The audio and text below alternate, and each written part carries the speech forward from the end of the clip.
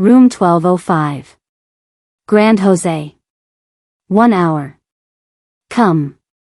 I stared at that text, truly believing it came from my husband, Daniel.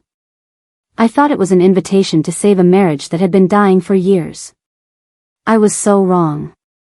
When the door opened, the man waiting for me wasn't the husband who had ignored my existence for 4 years. He was a stranger with a dragon inked across his skin and eyes that saw right through my soul. He wasn't just anyone, he was Han Tae-jun, the man the entire city of Seoul feared. My name is Ariel Brooks. I lived in a penthouse prison, a beautiful bird trapped in a cage of white marble and sterile ice. I sent a desperate text to a husband who didn't care if I breathed, but a mafia boss answered instead. And for the first time in 4 years, I didn't want to run away. Before I tell you how the door closed and my life changed, I have to ask, have you ever felt invisible in your own home? Let me know in the comments where you're watching from, because this is the moment my story gets dangerous. It started with a single blue bubble on my screen, a glowing anchor in the drowning darkness of the room. I need you tonight. Please. My thumb trembled as I hit send, the slight haptic vibration of the phone feeling like a heartbeat I no longer possessed. I was sitting on the edge of the designer sofa in our Gangnam penthouse, a space so vast and hollow it had ceased to be a home and had become a monument to my own isolation. The air around me was heavy and still, smelling faintly of expensive floor wax and the sterile scent of an air purifier that ran constantly, as if trying to scrub any trace of my existence from the atmosphere. The cold, blue glow of the screen cast long, distorted shadows across the white marble floors, jagged lines that stretched toward the corners of the room like the bars of a cage. It felt more like a tomb than a residence, a mausoleum where my marriage had been laid to rest years ago. Beside me, the pristine leather of the sofa was cold and empty, a silent witness to the fact that Daniel had been working late for the last 4 nights. Or at least, that was the rehearsed lie he offered whenever I dared to ask. I leaned my head back against the wall, the stone chilling my skin, and closed my eyes. I tried to reach back into the archives of my memory, searching for the last time he had looked at me with anything other than that sharp, cold indifference, a look that made me feel like an outdated piece of furniture he had forgotten to replace. In that moment of total silence, I realized I wasn't even asking for love anymore. I wasn't asking for the grand gestures or the diamonds he used to pacify me with. I just needed to be seen. I just needed to feel the warmth of another person's gaze to prove I hadn't turned into a ghost. I just needed to feel human again, even if it meant reaching out into the dark for a hand I wasn't even sure was there. When the phone buzzed against the cold marble countertop, the sound felt like a physical jolt to my system. I grabbed it with slick, trembling palms, and seeing that room number, room 1205 at the Grand Jose, sent a fragile, terrifying hope flaring through my chest like a sudden spark in a vacuum. I didn't stop to think, I couldn't afford to let logic dismantle this moment. I rushed to the master bathroom, the space a cavern of white quartz and gold fixtures that usually felt like a sterile lab. I turned the water to a temperature that bordered on painful, desperate to feel something, anything, other than the numbness of the last few months. I scrubbed my skin until it was flushed and glowing, as if I could physically peel away the layers of invisibility Daniel had draped over me like a shroud. I wanted to be radiant. I wanted to be undeniable. I chose a simple, elegant cream silk dress that draped over my curves like a second skin, the fabric a stark, beautiful contrast to the deep obsidian of my complexion. I let my natural hair fall in soft, hydrated waves, framing a face that I barely recognized anymore, one that looked hungry for a single scrap of affection. I spent an hour painting on a version of myself that felt brave, my heart hammering a frantic, rhythmic plea against my ribs. By the time I stood in the plush, silent hallway of the Grand Jose, the air smelled of expensive lilies and floor wax. My hand hovered over the wood of room 1205, shaking so violently I had to steady it with the other. I closed my eyes for 1 second, offering up a silent, desperate prayer, *, please, let him be in there. Please, let Daniel finally see me, *. I knocked, the sound soft but echoing in the hollow corridor. A moment passed, a lifetime of held breath, and then a voice drifted through the heavy door. Come in. The voice was a low, resonant baritone, smooth as aged whiskey and twice as intoxicating. But as the sound vibrated through the wood and into my fingertips, my blood turned to ice. It was deep, it was commanding, and it was entirely, devastatingly wrong. It wasn't my husband's voice. The voice was deep, resonant, and entirely wrong. It lacked the high-pitched, clipped irritation I had grown used to with Daniel. Instead, it held the weight of a heavy silk velvet, smooth but undeniably dangerous. I froze, my hand paralyzed on the handle as my brain screamed that I should turn and run. But curiosity, or perhaps the sheer exhaustion of being invisible, pushed me forward. I pushed the door open slowly, the hinges making no sound against the thick, suffocating luxury of the suite. The man sitting on the sofa was not my husband. He was a vision of controlled power and raw, masculine intensity. He was shirtless, his torso a landscape of lean, hard-earned muscle that rippled under the amber glow of the lamplight like sun-drenched stone. A thin, elegant trail of smoke curled lazily from the cigarette held between two long, steady fingers, blurring the air around him. But it was the ink that stopped my breath. An elaborate, sprawling dragon tattoo snaked across his chest, its scales intricately detailed, its claws appearing to dig into his skin near his collarbone. It wasn't just art, it was a mark of status, a warning that this man belonged to a world where business was conducted in blood and shadows. His eyes, dark and predatory, locked onto mine with a focus so piercing I felt exposed, as if the cream silk of my dress had turned transparent. "You're late," he commanded. The words weren't a question, they were an accusation delivered with the calm authority of a man who was never kept waiting. He didn't move, yet the air in the room seemed to tighten around me, vibrating with his presence. I said 1 hour. I don't give second chances to those who can't follow a simple instruction. I stood there, heart hammering against my ribs, caught in the gaze of a man the entire city spoke of in whispers, realizing that the wrong number had led me exactly where I was never supposed to be, and for the first time in years, I didn't want to look away. I stammered an apology, the words catching in my throat like jagged glass. I'm so sorry. I've made a terrible mistake. This is the wrong room, I managed to whisper, my hand white-knuckled as I clutched the cold metal of the doorframe for support. My knees felt weak, and every instinct I possessed told me to turn and bolt back down that floral-carpeted hallway. But I couldn't move. He stood up slowly, a predatory grace in every motion, his tall frame uncoiling like a shadow stretching across a wall.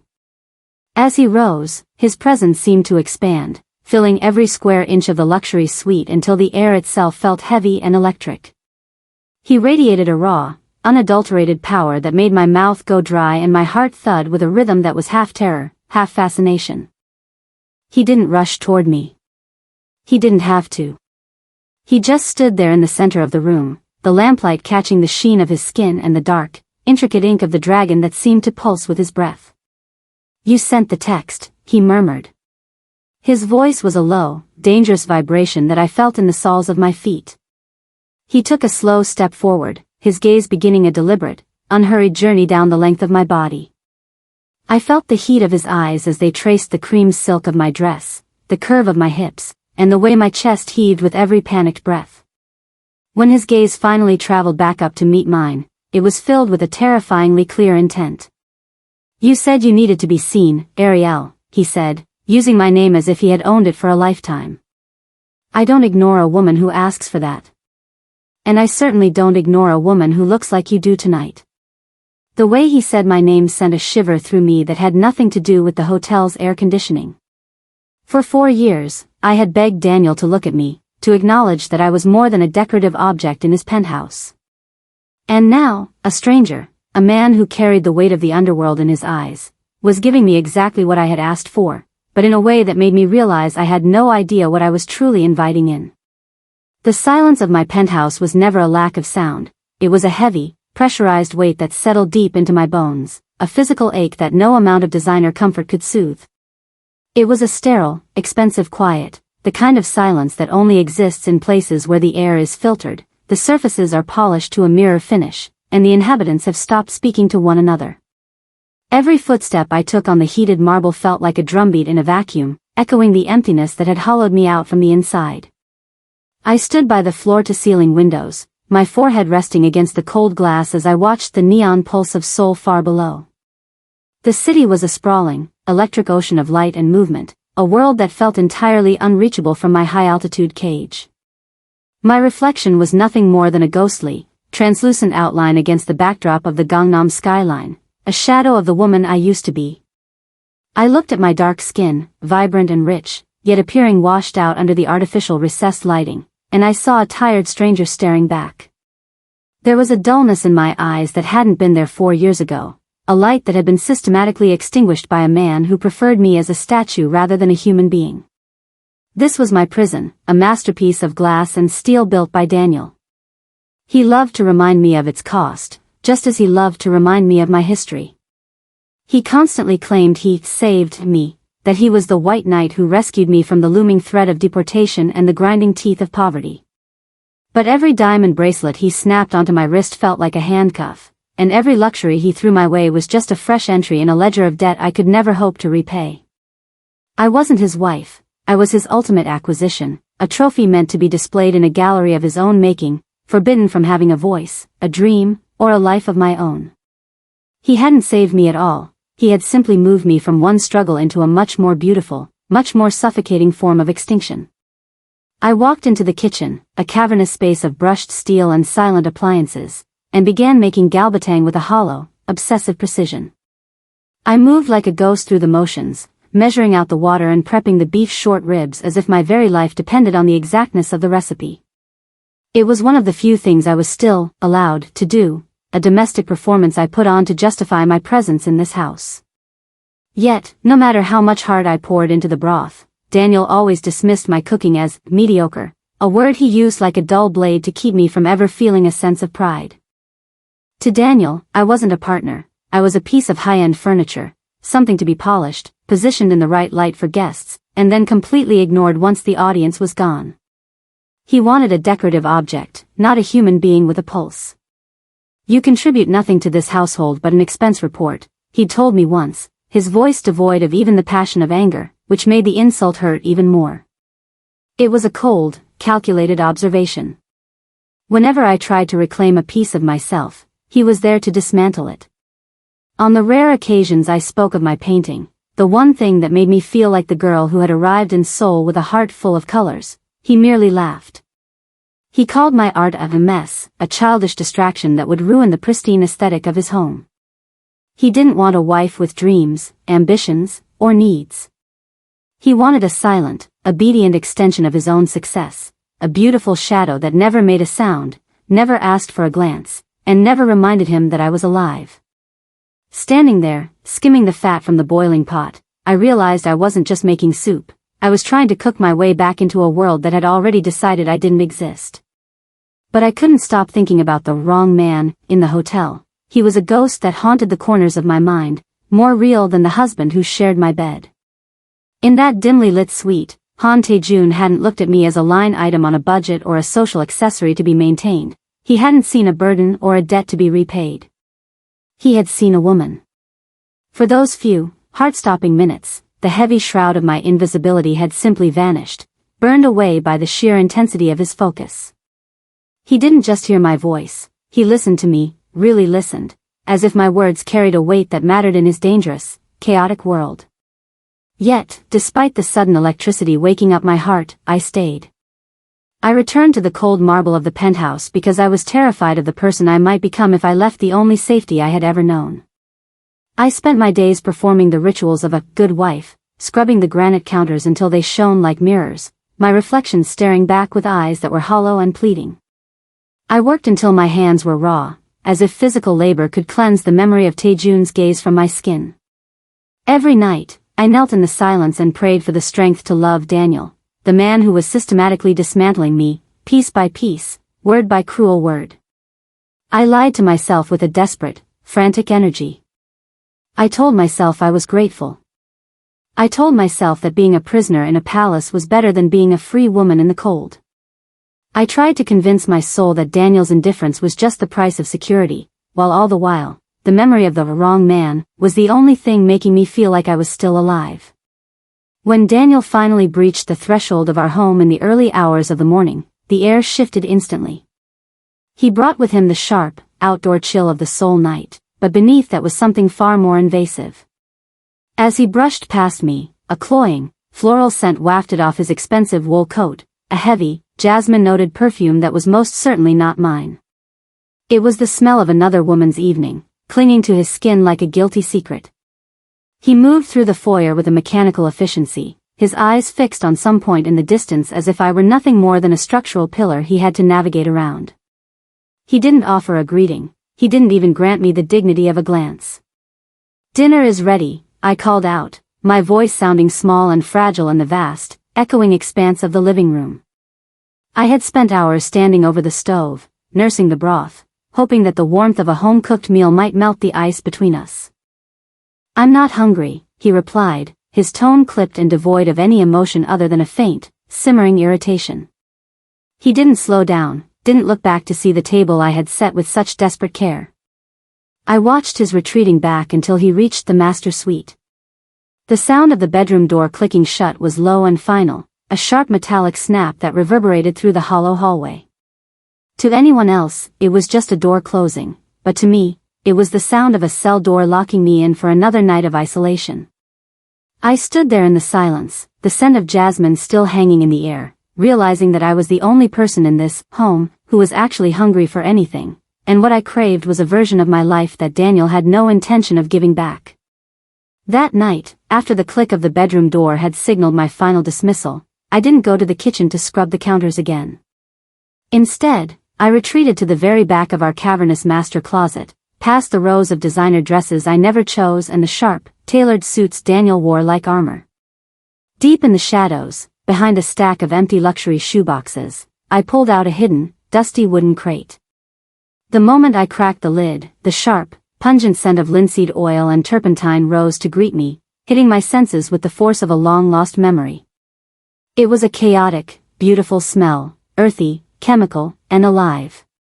To anyone else, it might have been overwhelming, but to me, it felt more like home than any part of this sterile, high-altitude palace ever could. It was the scent of the woman I had been before I became an acquisition. My brushes, their bristles stiff from neglect, and my half-finished canvases were buried here like artifacts of a dead civilization. I had hidden them because Daniel couldn't stand the mess of my art. He saw my passion as a frantic, unsightly hobby, something that cluttered his pristine aesthetic and, more importantly, distracted me from my primary job as his wife. In his mind, my time was his property, and spending it on a canvas was a form of theft. He didn't want an artist, he wanted a curated reflection of his own status. To him, my paintings were just childish scribbles that threatened the perfect, minimalist order he had cultivated. But as I pulled out a palette knife, the cool metal feeling familiar against my palm, I realized that this mess was the only thing keeping my soul from being completely bleached white by the silence of this home. I sat there on the floor of the closet, surrounded by silk and shadows, and for the first time in years, I stopped trying to be a wife and started trying to be Ariel again. I sat on the cold, hard floor of the closet, the hem of my designer dress bunching up around me, unheeded. With trembling fingers, I reached for a tube of Prussian blue, a color so deep and infinite it felt like the midnight sky over a restless ocean. I squeezed a thick ribbon of it onto my palette, the rich pigment glistening under the dim overhead light. I didn't paint the sea, though its vastness was all I had felt for years. Instead, I began to paint the way Taejun had looked at me in that hotel room. I painted the terrifying intensity of his gaze, a focus so sharp it felt like it could carve through the layers of performance I wore every day. I painted the way he had actually listened, not just waiting for his turn to speak, but absorbing my presence as if I were the only person in the world. With every flick of the wrist, the artist in the box began to draw her first real breath in years. The air in that cramped closet suddenly felt less like a tomb and more like a sanctuary. As the image took shape, a bitter clarity washed over me. I realized then that Daniel hadn't truly saved me from the hardships of my past, he had simply relocated my suffering. He had traded my physical hunger for a spiritual starvation, exchanging my struggle for freedom for a high-gloss, expensive kind of exile. He didn't want a partner, he wanted a possession that didn't talk back. Each stroke of blue I smeared across the canvas was a silent, visceral rebellion. I was marking my territory in the dark, claiming a piece of my soul back from the man who thought he owned every inch of me. The dragon on Taejun's chest was miles away, but as I painted his fire, I felt the first spark of my own beginning to burn. The next day, I woke up with a heavy heart but a stubborn, desperate resolve. I decided to try one last time, pouring every ounce of my remaining hope into a final gesture of devotion. I spent over 2 hours in the kitchen, the steam rising around me like a thick fog as I painstakingly prepared the perfect galbatang. I hand-selected the best cuts of beef, soaked them until every trace of blood was gone, and simmered the broth with ginger, radish, and garlic until it was a clear, golden elixir of pure comfort. I cooked with a focus that was almost religious, praying that the warmth of this meal would reach the parts of Daniel that had turned to stone. When the front door finally groaned open and Daniel stepped inside, he looked through me as if I were a pane of glass. He sat down at the table, his movements stiff and cold. My heart hammered against my ribs as I placed the steaming bowl in front of him, the aroma filling the room, a scent that should have spelled home. He picked up the spoon with a look of profound boredom and took a single, distracted sip. Almost instantly, his face contorted into a mask of disgust, and he pushed the heavy ceramic bowl away so forcefully that the hot liquid slopped over the sides and onto the pristine white tablecloth. "This is too salty," he snapped, his voice cutting through the quiet like a whip. "It's practically inedible." I stood there, my hands trembling at my sides, the heat from the stove still flushing my cheeks. "Daniel, I followed the recipe exactly. I spent all afternoon." "Then you spent all afternoon wasting your time," he interrupted, his eyes finally meeting mine, but they were filled with a sharp, icy contempt. He leaned back, his voice dropping to a low, cruel crawl. "Your cooking is mediocre, Ariel. Just like your painting, just like your efforts to be a useful wife. You contribute absolutely nothing to this life. You are a passenger in a car I am driving." Without another word, he stood up, adjusted his silk tie, and grabbed his briefcase. "Don't wait up. I have another meeting that actually requires my attention." The sound of the door clicking shut behind him felt like the final hammer blow to a crumbling wall.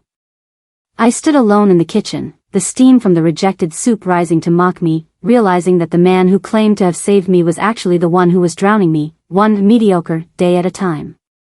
That was the catalyst, the sharp, jagged breaking point I hadn't realized I was approaching until I heard the lock of the bedroom door click into place.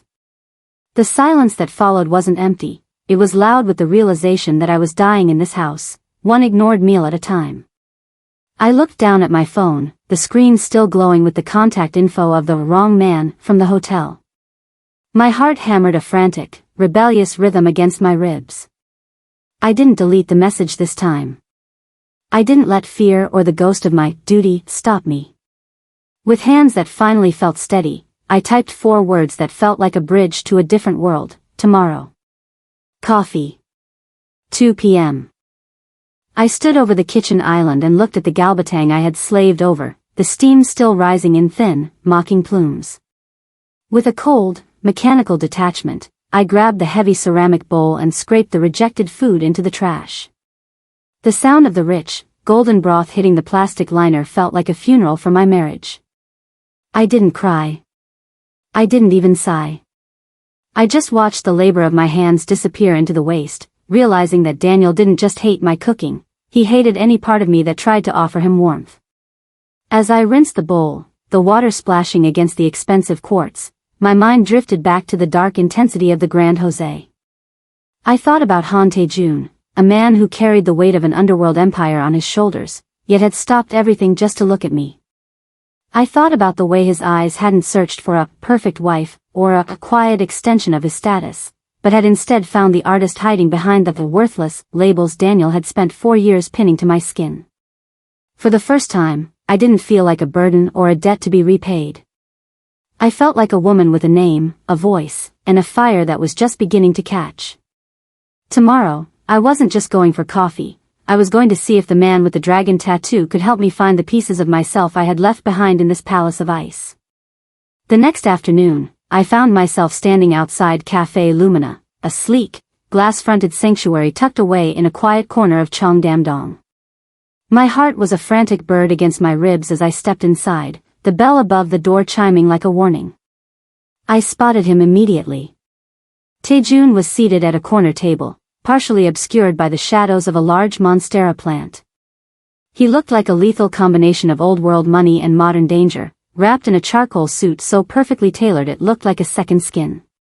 He didn't have to look up to know I was there, he simply existed with a gravitational pull that drew me toward him. "You came," he said, his voice a low, gravelly vibration that seemed to settle the frantic humming in my blood. He stood for a moment, an act of chivalry that Daniel had abandoned years ago, before gesturing for me to sit. I sat across from him, my fingers twisting the strap of my bag.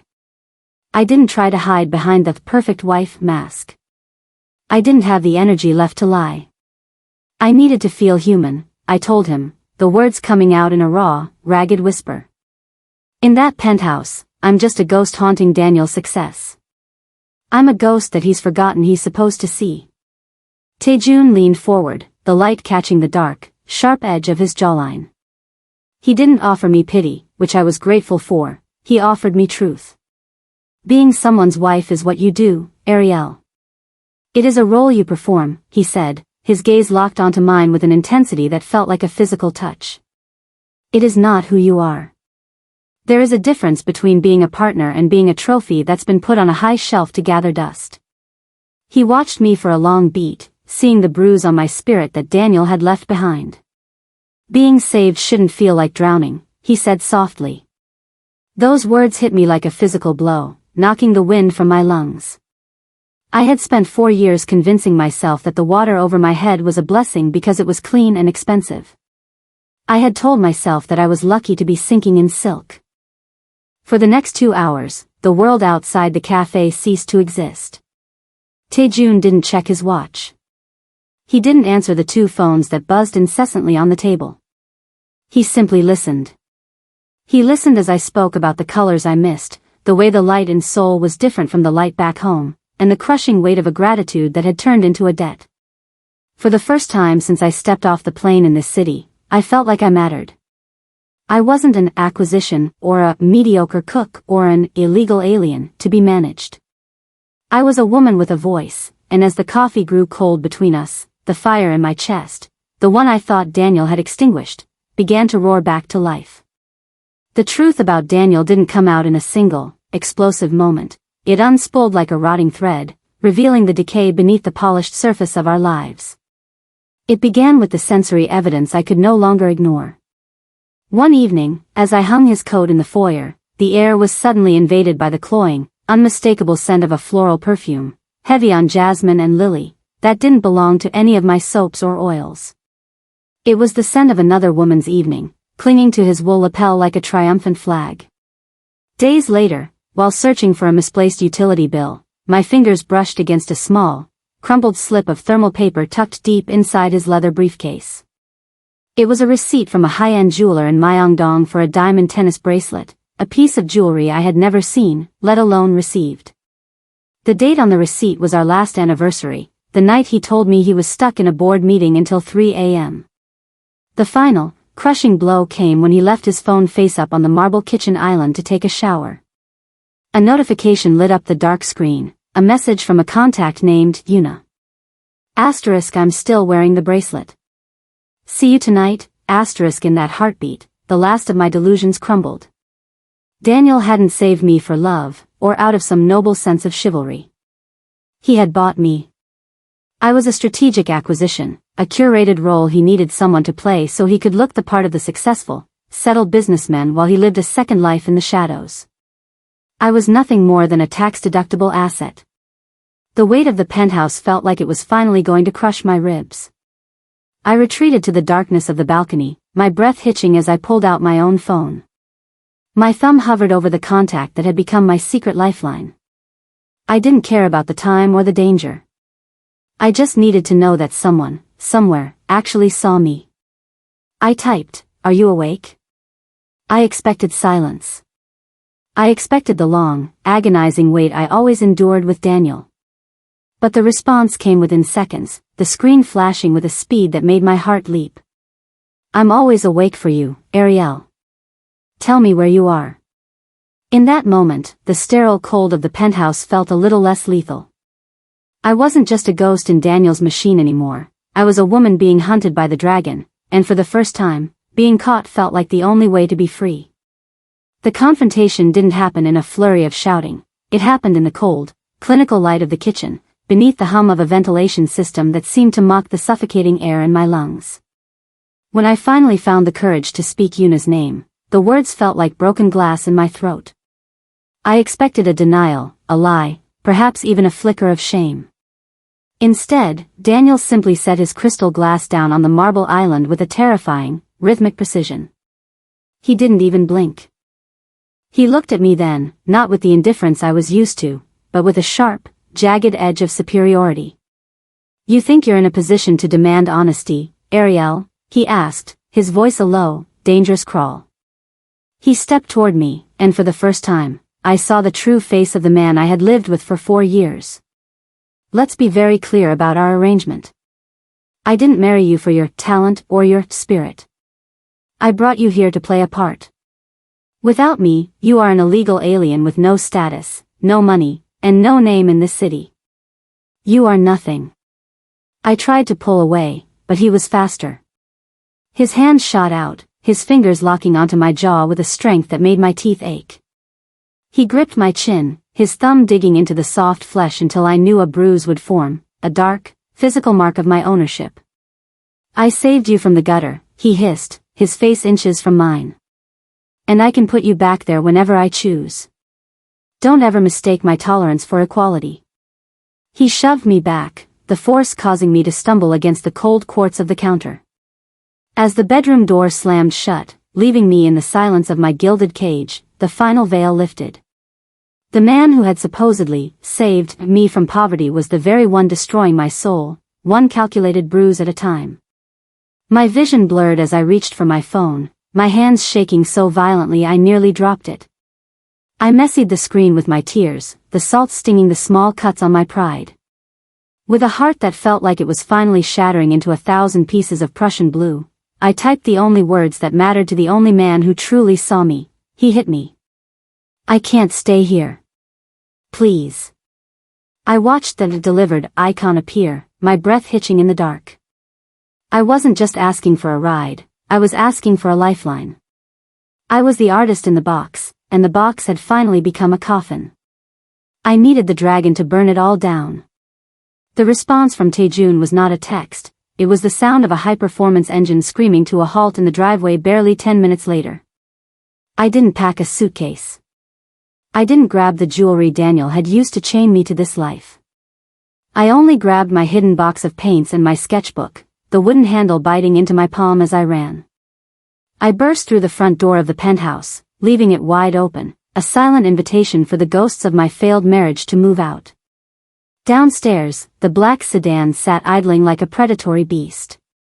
The door opened before I even reached the curb, and there he was, Taejun, still in his charcoal suit, but with his tie loosened and an expression of such cold, focused fury that it made the night air feel like liquid nitrogen. He didn't say a word as I slid into the leather seat. He didn't ask for explanations. He simply reached out, his thumb grazing the edge of the bruise Daniel had left on my jaw.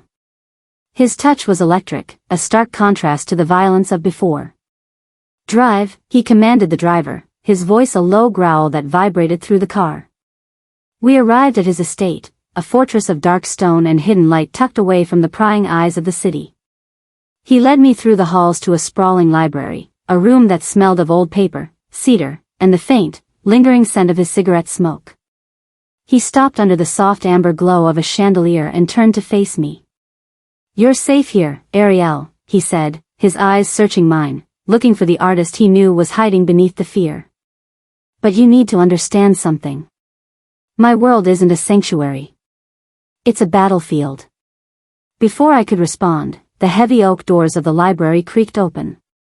Eli entered, his face pale, holding a silver tray with a single bowl of soup.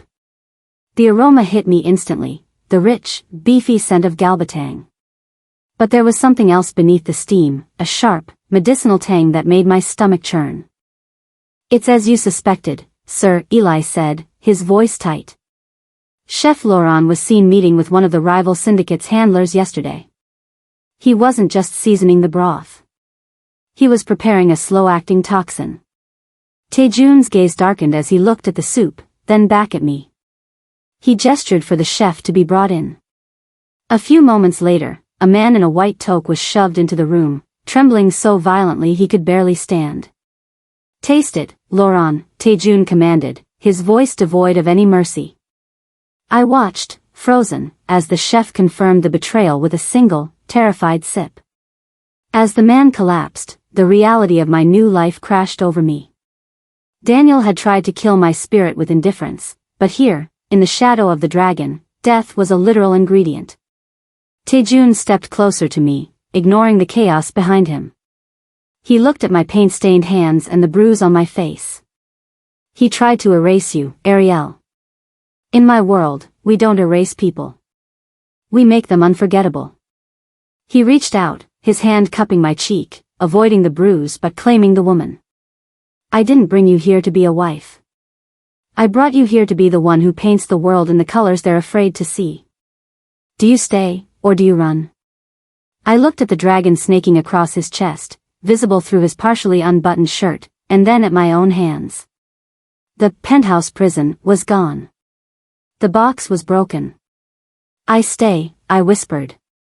He kissed me then, a kiss that tasted of smoke and survival, and I realized that for the first time in 4 years, I wasn't just an illegal alien or a mediocre wife. I was the woman who had walked into the fire, and I had no intention of coming out. I called the number etched into my mind. "Can I see you?" "I'll send a car." 15 minutes, Taejun replied.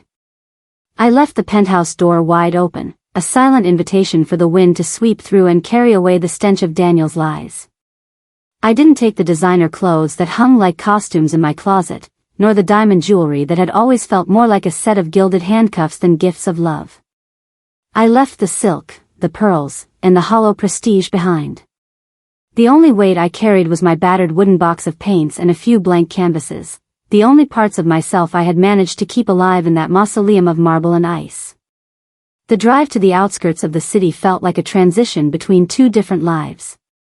By the time I arrived at Taejun's sprawling estate, the rain had begun to slick the black stone of the driveway.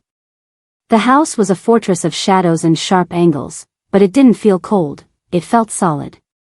He was waiting for me in the library, a room that smelled of old parchment, cedarwood, and the faint, lingering spice of his cologne. The only light came from the low amber glow of a desk lamp and the dying embers in the fireplace. Taejun was shirtless, his broad shoulders and lean, corded muscle catching the light as he turned toward me. The dragon tattoo across his chest seemed to pulse and breathe in the dimness, its intricate scales glowing like molten gold against his skin. He didn't move toward me immediately. He just stood there, his predatory eyes scanning my face, settling on the faint shadow of the bruise on my jaw. The air in the room thickened, vibrating with a protective fury he didn't bother to hide. For the first time, I wasn't afraid of the danger a man represented. I realized that while Daniel used his power to make me small, Taejun used his to make me feel invincible. I set my box of paints down on the heavy oak floor, the sound echoing through the room, and for the first time in 4 years, I felt like I could finally breathe. "You look like you've survived a war," he said, his voice dropping to a low, resonant register that seemed to vibrate through the very floorboards beneath my feet. He didn't move toward me with the frantic energy of a man trying to help, he moved with the steady, inevitable pace of a predator claiming what was already his. The light from the fireplace flickered, casting the shadow of the dragon on his chest across the leather-bound books, making the room feel like a sacred, dangerous temple. "I ended one," I replied, my voice surprisingly steady. I felt the weight of the last 4 years, the silence, the insults, the crushing feeling of being a ghost, finally begin to lift, replaced by a raw, jagged strength. I wasn't just a refugee from a broken marriage, I was a defector from a life that had tried to bleach the color out of my soul. He stepped into my personal space, his heat radiating off his bare skin like a physical force. He reached out and cupped my jaw, his touch firm yet unexpectedly careful. His thumb, calloused and warm, brushed over the skin where Daniel's grip had left its mark, as if he were literally wiping away the wreckage of my past with a single motion. For the first time, I didn't flinch from a man's touch. I leaned into it, seeking the anchor he provided. "You realize what happens if you stay," he murmured, his dark, intense eyes locking onto mine, searching for any flicker of hesitation. "In my world, there is no neutral. There is no walking away once the dragon has seen you." He warned me not with a threat, but with a promise of total consumption. He was telling me that this wasn't just a temporary shelter, it was a permanent transformation. I looked at the ink on his chest, the dragon that symbolized a legacy of blood and power, and then I looked back into his eyes, the only place in Seoul where I had ever truly been visible. Daniel wanted to own me, I told him, my breath hitching as his thumb traced the line of my lip. He wanted me to be a mirror for his ego, a silent trophy in a box. "But you see the artist. You see me. I see a woman who is done apologizing for existing," he whispered. The warning should have terrified me. It should have sent me running back into the night. But as I stood there in the quiet of his library, the penthouse prison felt like a lifetime ago. I didn't want a way out anymore, I wanted a way in. I reached up, my fingers grazing the smooth, inked skin of his shoulder, and as his grip on my jaw tightened in a silent claim, I knew the war wasn't just over, it was won. "I know," I whispered, the words a vow rather than a surrender. For the first time, the weight of a man's gaze didn't make me feel like an object to be appraised, but like a fire to be stoked. Daniel had wanted to own me, to curate me like a piece of quiet, unchallenging art that he could tuck away when the guests left. But Taejun, he didn't want to own me, he wanted to witness me. He saw the sharp edges, the messy colors, and the defiance I had spent years trying to drown in golden broth. He kissed me then, and it wasn't the perfunctory, cold exchange I had grown used to. It was a kiss of fire and survival, tasting of the storm outside and the dangerous promise of the man holding me. It was a collision that demanded I be present, a visceral reminder that I was flesh and blood, not marble and silk. In that moment, the penthouse prison didn't just fade, it dissolved into nothingness, its glass walls shattering into a million harmless diamonds at our feet. I felt the last of the worthless labels Daniel had pinned to me fall away. I was no longer a victim seeking a savior, or a burden looking for a home. I was a woman who had traded a comfortable cage for a beautiful, wild horizon. The artist in the box was finally out, her hands stained with Prussian blue and her heart pulsing with a rhythm that belonged only to her. As I stood in the circle of Taejun's arms, with the dragon's heat pressing against my skin, I realized I hadn't just escaped. I had arrived. I was exactly where I was meant to be, standing in the middle of the fire, holding the brush, and ready to paint the world anew. The shadows of the library deepened as the fire flickered its last, but for me, the light was just beginning to return. I looked down at my hands, no longer scrubbed raw from Daniel's chores, but ready to be stained by the vibrant, chaotic truth of my own life. The dragon had claimed me, and I had claimed myself.